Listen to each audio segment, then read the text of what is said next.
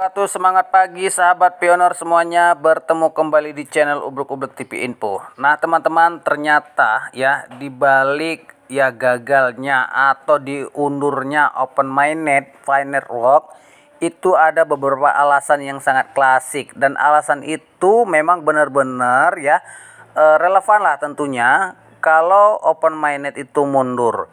Sebab apapun ceritanya ya teman-teman, kalau sebuah project ya belum selesai ya kelengkapannya, atau belum selesai ya mungkin kisi-kisi di dalamnya ya, itu pastinya tidak akan terjadi yang namanya ya finish project ya, atau finish project, selesai project. Nah, jadi teman-teman, di balik penundaan Open Mainnet tersebut ada 5 alasan yang sangat ya benar-benar mempengaruhi ya dari yang namanya buka market tersebut.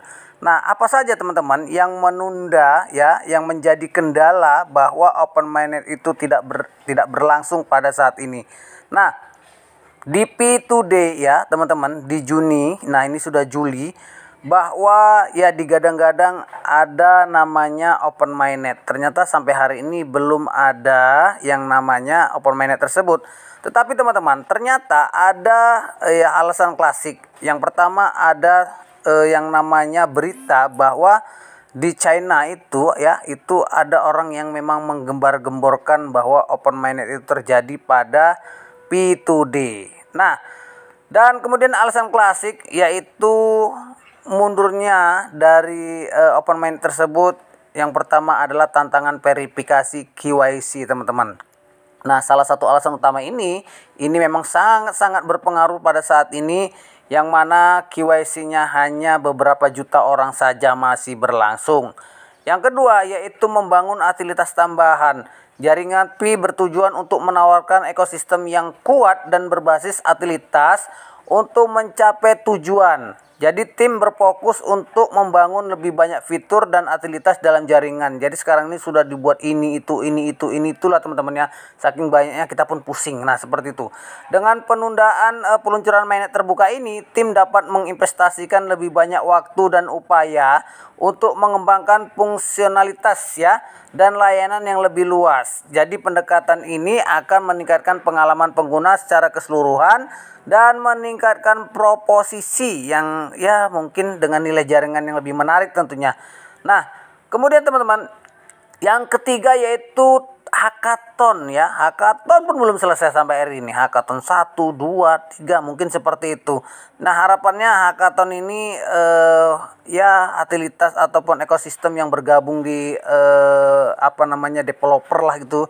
Itu lebih banyak lah. Kalau lebih banyak, lebih berfungsi dan mungkin sudah cocok atau sudah ya memenuhi syarat tentunya, itu baru mendorong akan terjadi Open Mainnet. Jadi hackathon ini ternyata mempengaruhi teman-teman. Makanya diberi hadiah siapa-siapa pemenang hackathon yang mendaftar di Fireworks teman-teman. Nah, supaya banyak perintis-perintis yang memiliki perusahaan ya, memiliki ya mungkin developer dan lain sebagainya, itu bisa bergabung tentunya. Nah, jadi itu ya teman-teman, hackathon kuartal 2 yang sedang berlangsung saat ini itu juga mempengaruhi bahwa diundurnya Open Mainnet.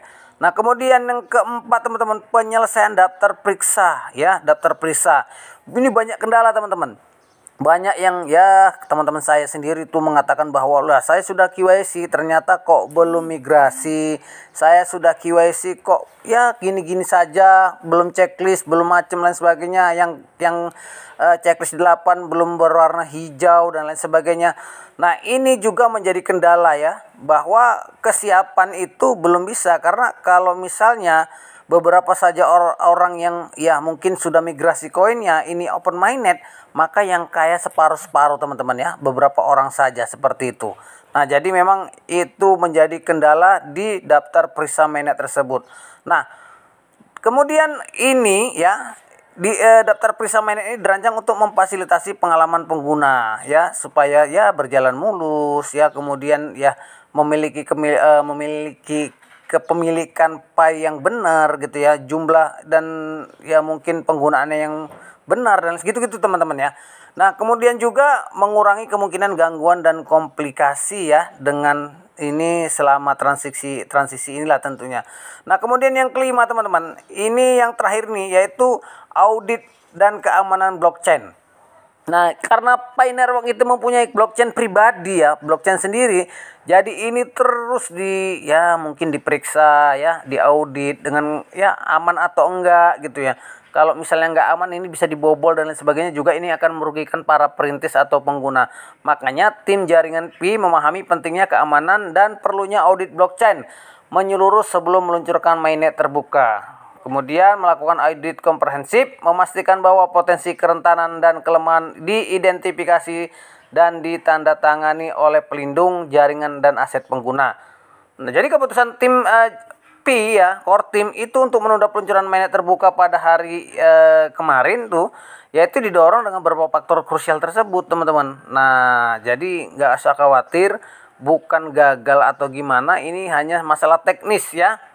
Masalah teknis, dan tentunya tim inti ya ini memprioritaskan pengembangan utilitas tambahan lah dan memastikan keamanan jaringan melalui blockchain seluruhnya ya, mencerminkan komitmen inti dan lain sebagainya. Dan tentunya juga ini akhirnya ya akan menjadi kontribusi pada kesuksesan jangka panjang dan berkelanjutan proyek Pi tersebut. Jadi begitu teman-teman ya, nggak usah khawatir dan lain sebagainya, karena pastinya akan ya kedepannya akan lebih baik. Oke teman-teman, terima kasih, sampai bertemu kembali dan semangat terus untuk klik petir. Open mainnet akan di depan mata kalau semuanya sudah diselesaikan.